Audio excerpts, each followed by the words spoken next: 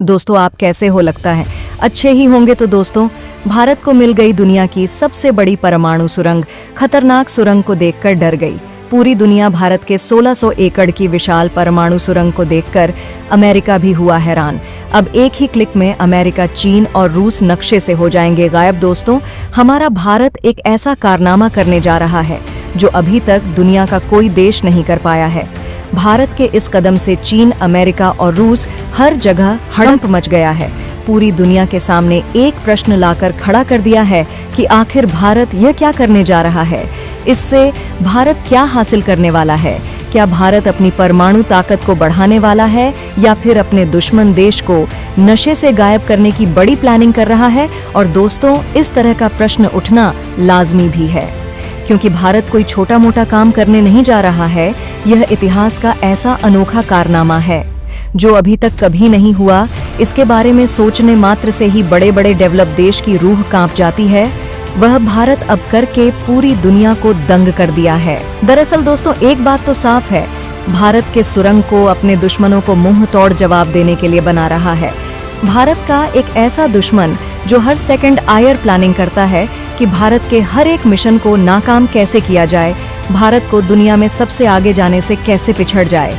लेकिन दोस्तों, इन सब के बावजूद भी यह दुश्मन देश भारत का कुछ नहीं उखाड़ पाया। भारत इस दुश्मन देश से कई गुना ज्यादा ताकत हासिल कर चुका है।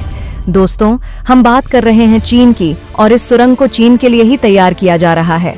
आपको बता दें कि इस सुरंग को नहीं खोदा गया है, बल्कि इस सुरंग को तटीय इलाकों में यानी समंदर के अंदर 1601 एकड़ में सुरंग खोदी गई है। इस सुरंग को भारत ने चीन देश की ओर मोड़ दिया है। अब यहाँ पर सबसे बड़ा सवाल ये उठता है कि इस परमाणु सुरंग के जरिए भारत कैसे दुश्मन देश को तबाह कर पाएगा? आखिर इस सुरंग में ऐसी क्या खासियत है जो पूरी दुनिया को हिलाकर रख दिया है? आखिर इस सुरंग को किस तरह बनाया गया है जो बताया जा रहा है कि दुश्मन का कोई भी हथियार इस भेद नहीं पाएगा? इस सुरंग को खोदने से हमारे भारत को क्या क्या होगा फायदा? तो दोस्तों, पूरी खबर क्या है जानेंगे इस वीडियो में। तो दोस्तों, भारत के इस कामयाबी के लिए इस वीडियो पर एक लाइक तो बनता है। फटाफट वीडियो को लाइक कर दीजिए। दोस्तों, इस समय कई देशों के बीच युद्ध चल रहा है, जैसे कि रूस यूक्रेन का युद्ध, इजराइल और हमास के बीच की जंग। इस बीच दुनिया दो पार्ट्स में ब्रेक हो चुकी है। कुछ लोगों ने अपने कैंपस बना लिए हैं।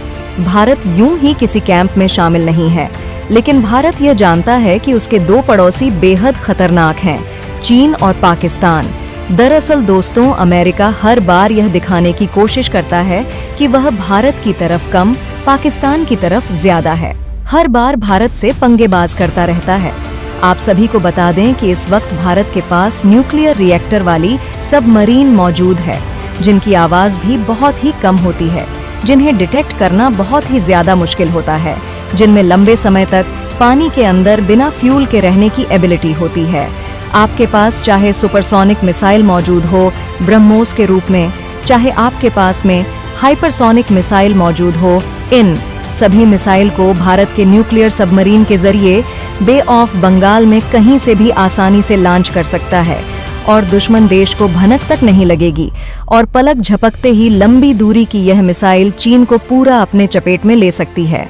भारत को पूरा विश्वास है कि यह मिशन सक्सेसफुल कामयाब हो जाएगा। दोस्तों, आप सभी को बता दें कि INS वर्षा नामक एक प्रोजेक्ट भारत में लॉन्च किया है, जिस पर काम चल रहा है।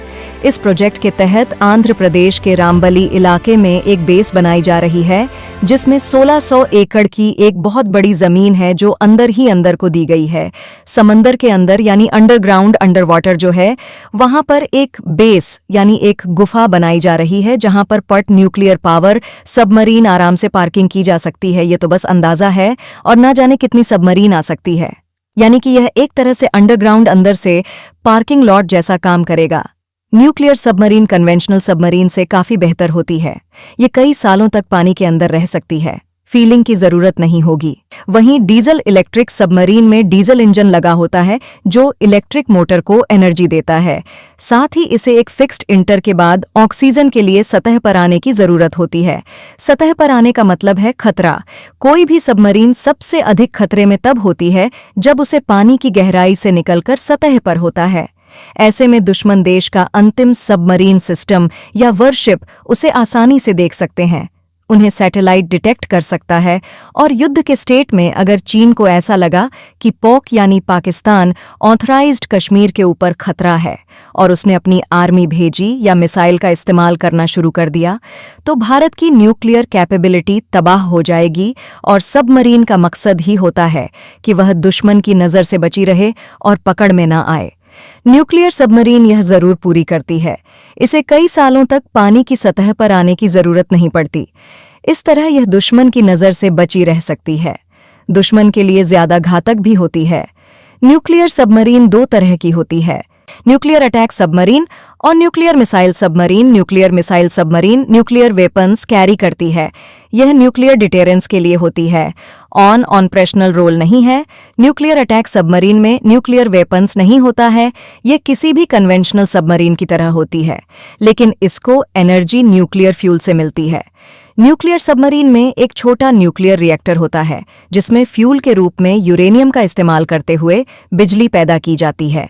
इसे पूरी सबमरीन को पावर सप्लाई की जाती है। न्यूक्लियर सबमरीन कन्वेंशनल सबमरीन की तुलना में कहीं अधिक ताकतवर होती है। यह लंबे समय तक गहरे पानी के नीचे छिपी रह सकती है। इनमें इतनी ताकत होती है कि पानी के प्रेशर के बावजूद यह अंदर ही अंदर 60 किमी प्रति घंटे की स्पीड पकड़ सकती है। न्यूक्लियर मिसाइल सबमरीन और न्यूक्लियर अटैक सबमरीन, इन दोनों टाइप की सबमरीन बहुत कम देश के पास है। भारत के पास न्यूक्लियर मिसाइल सबमरीन है। इंडियन नेवी के पास आईएनएस अरिहंत और आईएनएस अरिघाट है। चीन हिंद महासागर में अपनी नौसेना ताकत बढ़ाने में लगा है।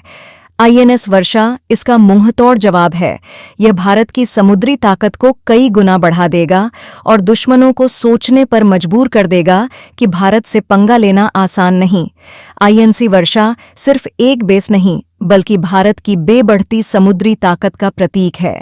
यह भारत को हिंद महासागर में और भी मजबूती से अपनी बात रखने की ताकत देगा। साथ ही अमेरिका, जापान और ऑस्ट्रेलिया जैसे देशों के साथ मिलकर इस क्षेत्र में शांति और सुरक्षा बनाए रखने में मदद करेगा। आईएनसी वर्षा सिर्फ पनडुब्बियों का घर नहीं बल्कि समुद्री सुरक्षा का नया केंद्र भी बनेगा।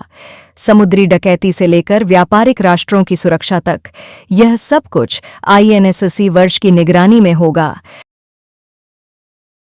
आईएनएस वर्ष भारत की नौसेना ताकत में एक नया अध्याय लिखने जा रहा है।